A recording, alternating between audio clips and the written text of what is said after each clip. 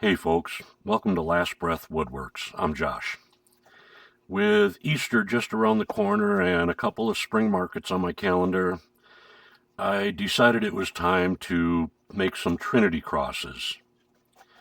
Now I call them Trinity crosses because, as you can see, I'm using 3 different kinds of wood to represent the 3 entities of the Trinity. There's maple in the middle, then walnut on each side of that, and then cherry on the very outside. I actually made one of these for my mother-in-law as part of her Christmas present, and she absolutely loved it. Then her neighbor saw it and said he wanted one too, and then I had a couple family members and friends wanted some, so I figured if I'm going to make some, I might as well batch them out. Now you can see on the outside I've got some sacrificial boards there to keep the clamps from damaging the sides of that soft cherry. The bottom sections are 13 inches long and the top ones there are 10 inches long.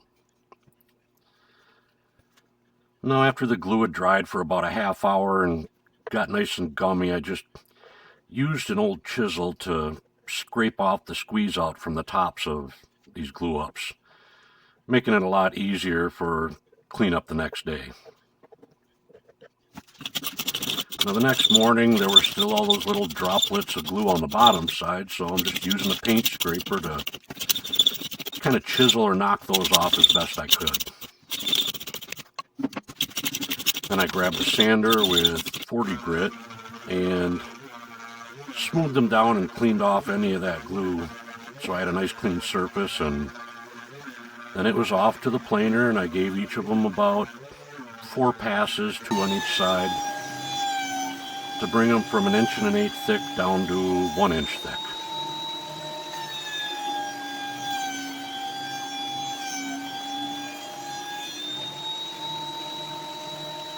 Now I had forgotten to mention this earlier, but while they were in the clamps, I went through and put a line on each piece to mark the top, and then a series of dots from the long piece matching the short piece, because I tried to match the woods as best I could for each cross.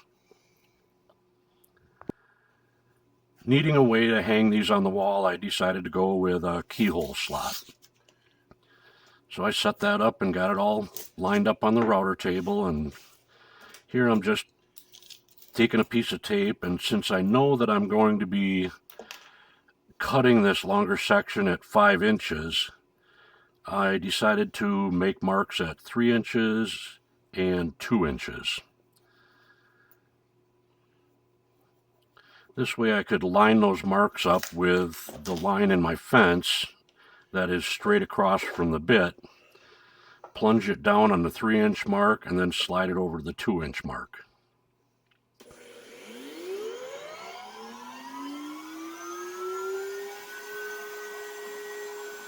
And just had to make sure it was pressed firmly against that fence, drop it down till it bottoms out, and carefully slide it over to the 2 inch mark, and then shut the router off and wait for it to quit spinning before removing that piece.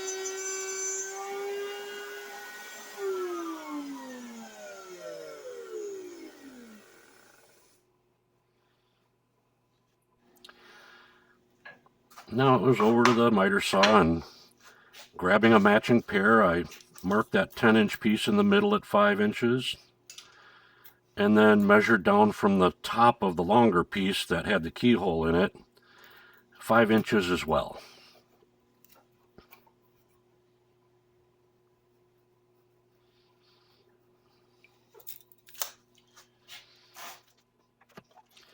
Then I just cut each piece at that mark, and then flipped each of the sections over and cut it so that my point was right in the middle of that maple piece. Now, this worked out pretty good. A couple of them I had to trim, back and forth a little bit to get that centered perfectly, and that old saw did a decent job, but it had a little play in it, so it wasn't quite as perfect as I wanted. Now with those pieces laid out, I made sure to mark them in a clockwise fashion, 1, 2, 3, 4, so that I made sure I put them together in the right order later on. Next, I hit it over to the table saw, and then using my spline jig, I set up a dado stack at 5/16 of an inch and just shy of 7/8 of an inch tall. And then making sure that that number I put on each piece was facing away from the stop block I installed.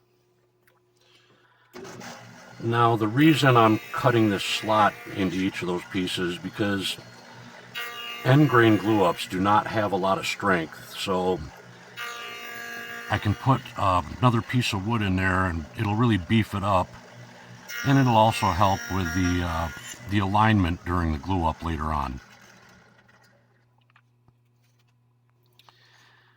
Now I wanted to round over, each of those 4 pieces on the cross, so I could measure each piece individually, mark it, take a square, mark the line, and then trace it with my roll of tape, just to get around, but that would take forever on a big batch like this, so instead I just used some scrap plywood to make a template.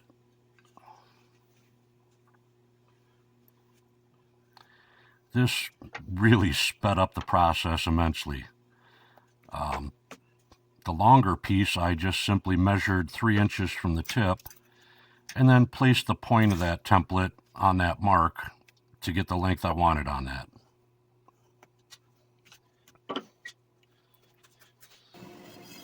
Then it was over the bandsaw where I just trimmed them all off about a 1/16 to an 1/8 inch away from that line.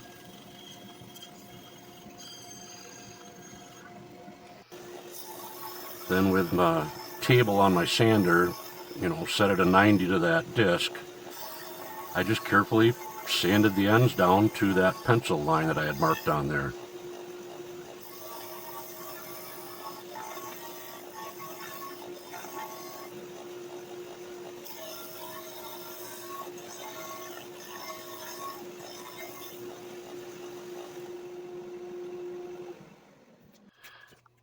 At last, it was time for the glue up.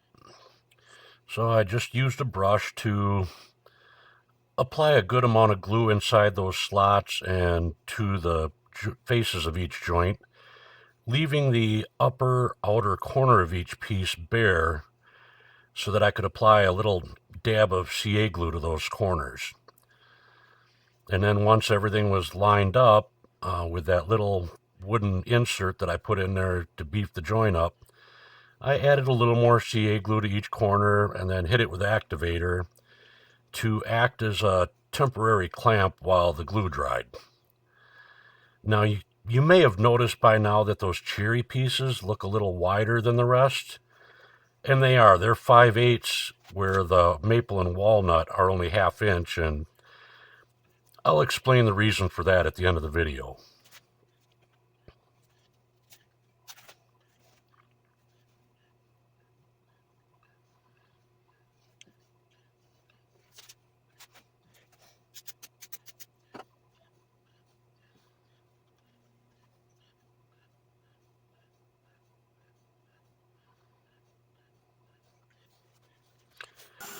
Now, the next day after that glue had dried, I sanded those crosses down nice and flat and smooth to 180.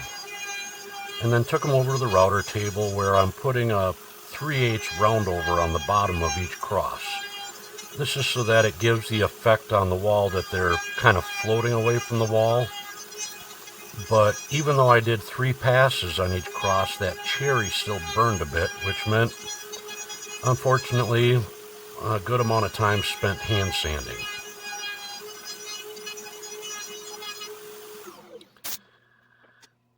Then I swapped out that roundover bit for a 5/32 OG bit, and in a couple passes added some nice detail to the top of each cross.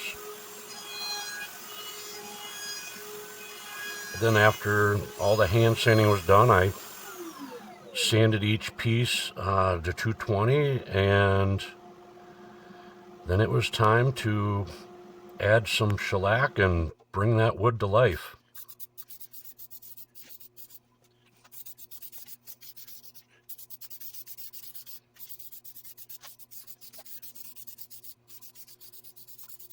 It's amazing how that shellac just brings out the glow and the beauty and the warmth of all those beautiful hardwoods.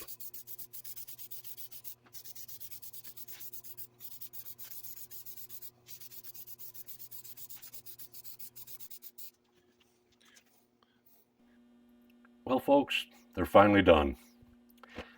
All 6 of them finished up, finish on. After I put that shellac on there, I let that dry off good, and then I gave it 3 coats of gloss lacquer, which I know it still looks really shiny now, but I just finished these last night, and I know that's going to dry down and kind of matte off just a little bit, but I had to use that much because the end grains were just sucking it up like a sponge, and I wanted a uniform finish on them.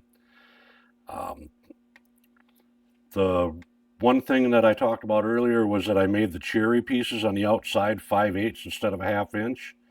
And the reason for that is because using that 5/32 OG bit took off, little over 1/8 of an inch. So now all the wood strips are almost identical width. So it kind of gives a little more uniformity. The biggest problem I had, as you heard earlier, was trying to get those joints to match up nice and tight. And it turned out okay. I mean, a couple of these turned out really well. A couple of them, like this one's probably the worst one.